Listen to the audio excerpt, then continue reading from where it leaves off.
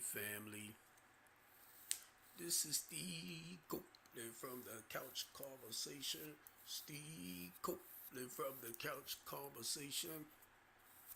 Steve Copeland from the Couch Conversation Show. Steve Copeland from the Couch Conversation. Steve Copeland from the Couch Conversation. Steve Copeland from the Couch Conversation Show.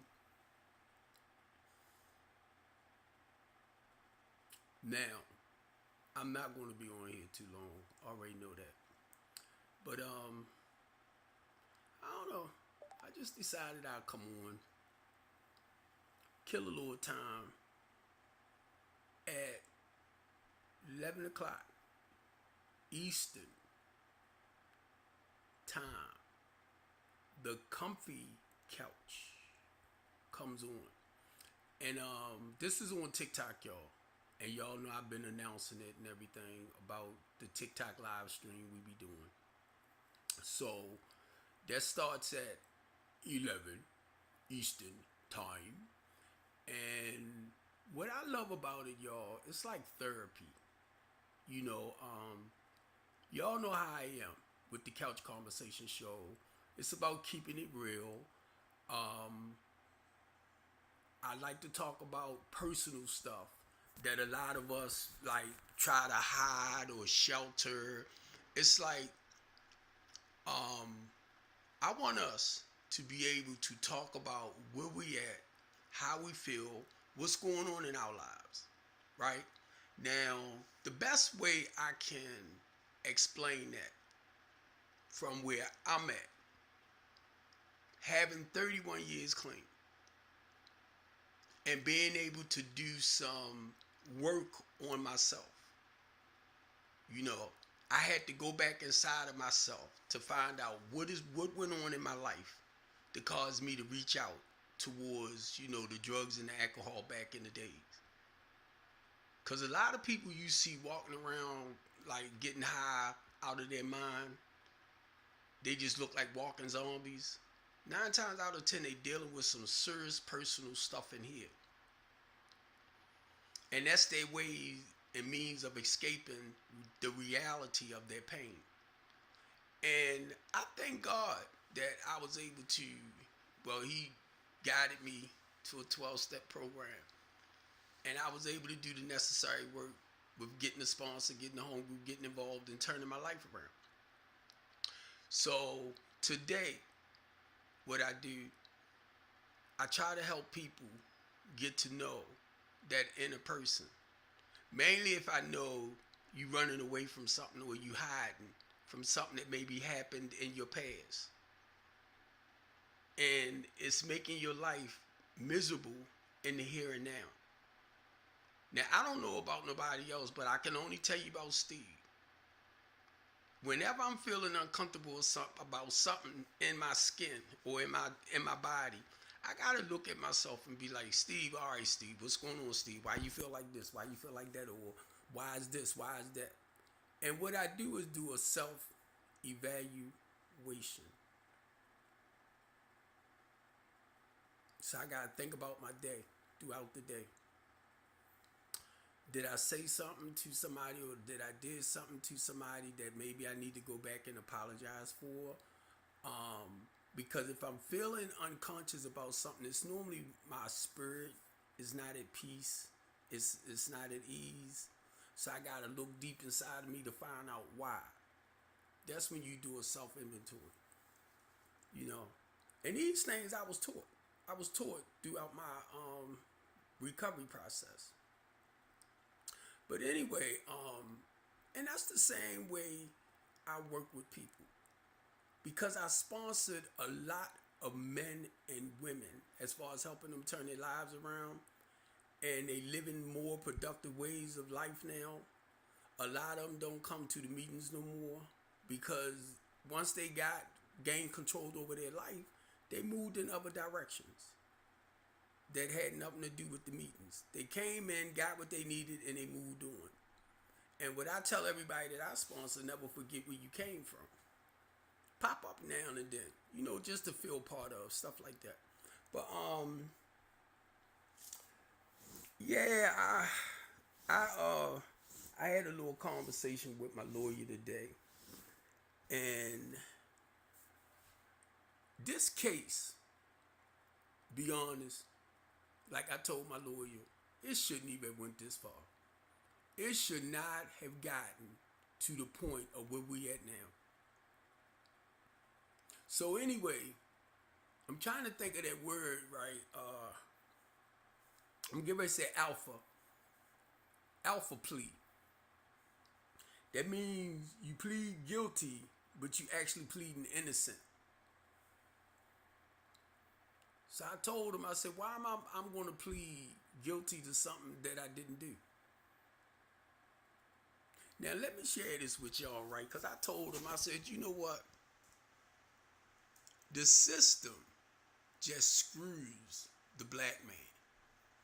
But now he broke it down to me a little bit more where even though I would plead like guilty on the alpha plea, but I'm not going to go to trial. And then once everything is said and done, I can get this off of my record. But now once again, I'm like, why am I going to plead guilty to something that I didn't do? Now I'm looking for them to drop this. But it's like the prosecutor don't want to dig up stuff that they can convict me with. And they don't have nothing. Then I found out, and I was telling my daughter, right, that Dre's sister tried to say that I assaulted her. Second degree assault, right? Burglary and harassment. So they only going to give me the harassment because that's no time. That's no time. From text messages, me and her texting each other about the rest of her rent money. I'm harassing you? I said, this is the way me and this girl communicates. Me and this girl never went through certain things like that. Now, I'd be wrong if I go get Jerome and have Jerome file charges against her for her assaulting him. But now, mind you, he ain't even want to hear that. He ain't even want to hear the process of what I went through dealing with the Eastern District Police. Because no matter what, to him, none of that stuff matters. I said, let me tell you this. It's not about the guy, and it's not about Tika. I said, it's about the police. And the detective.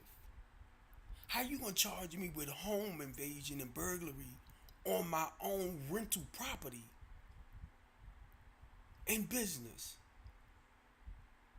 So now mind you, I'm saying this, but none of that matters. It's what they said I did. That's all that matters. What you say, Steve, don't matter. So what they said you did, you have to have done what they said you did. I'm like, what?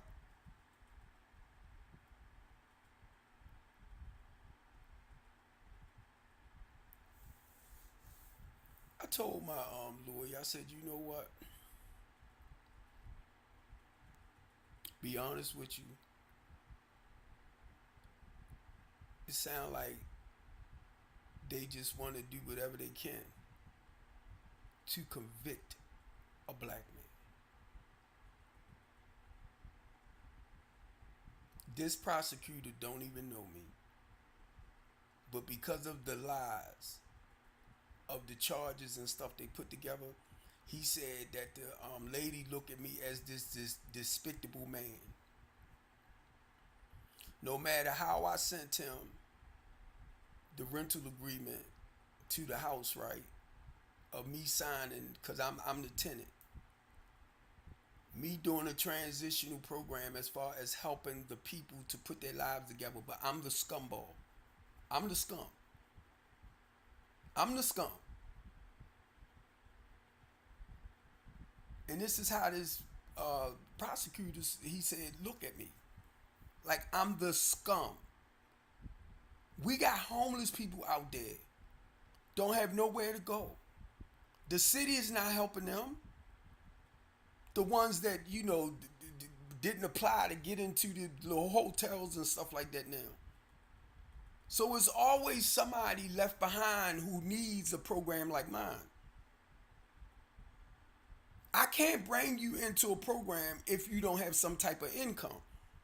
Even the lady that I'm working with here, you gotta have money, you gotta have income to come into her housing program. That's what we do.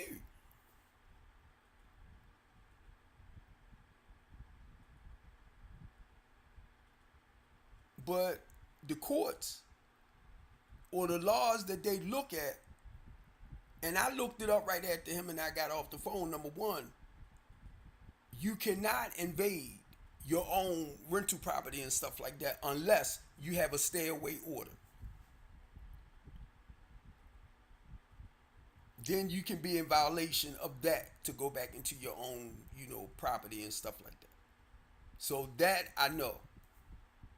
But you gonna tell me now this is a transitional program where we help people put their lives together. So you mean it's temporary to permanent houses?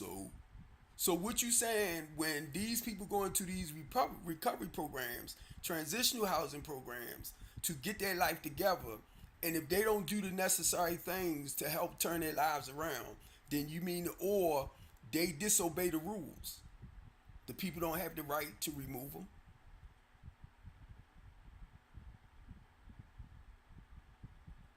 And if they call themselves fixing laws like that, you don't let nobody in your house. So it's not like they helping people, they hurting people. Because now you don't want to trust nobody coming to stay the night in your house or for a week or two. So this is what I said. I said, be honest. From how I seen what happened, it went from the police report to 17 charges that don't go with nothing, to me not being able to talk to nobody to explain to them this is a housing program, what's going on. So I go to court tomorrow, and you gonna call me the day before I go to court, so we can try to discuss a case.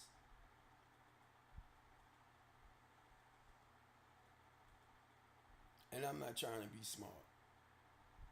You make me think all y'all in cahoots with this.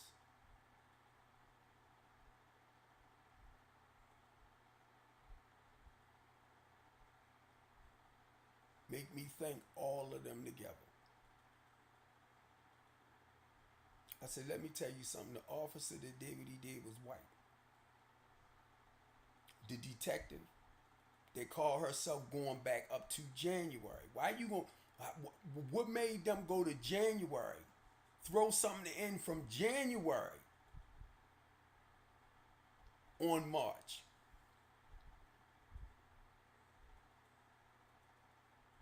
January. So I got two cases in one.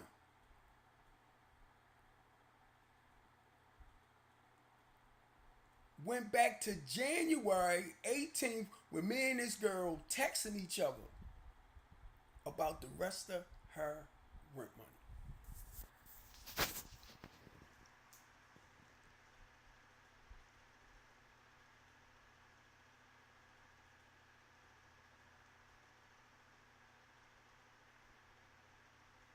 So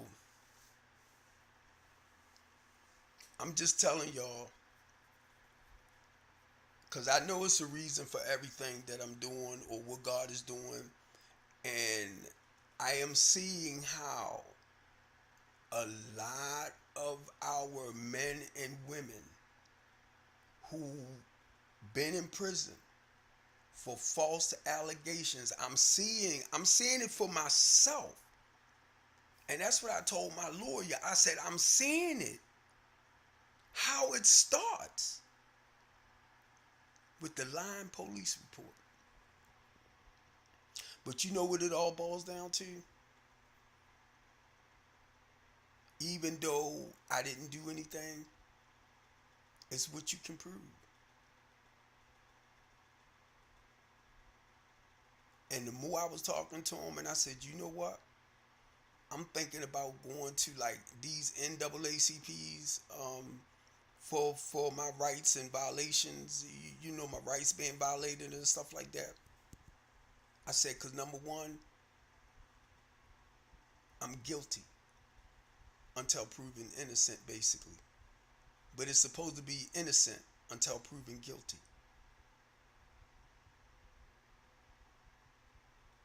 So I'm sitting up there and I'm listening to him, and I'm like, that's a freaking shame.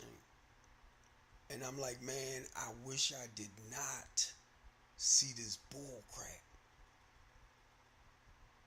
I wish I did not see this with my own two eyes.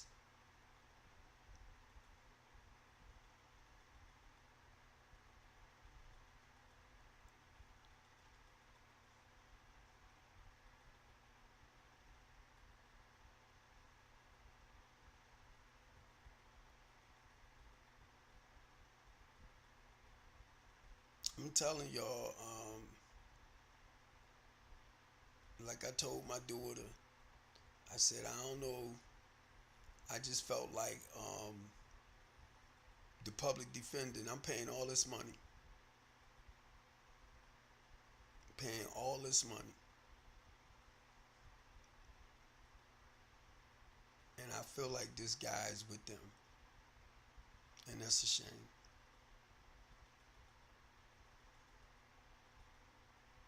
And because I'm a fighter, y'all, because I speak out to try to help out people, why it seemed like people like myself just get the raw end of the deal. And that's all I do is try to help out people.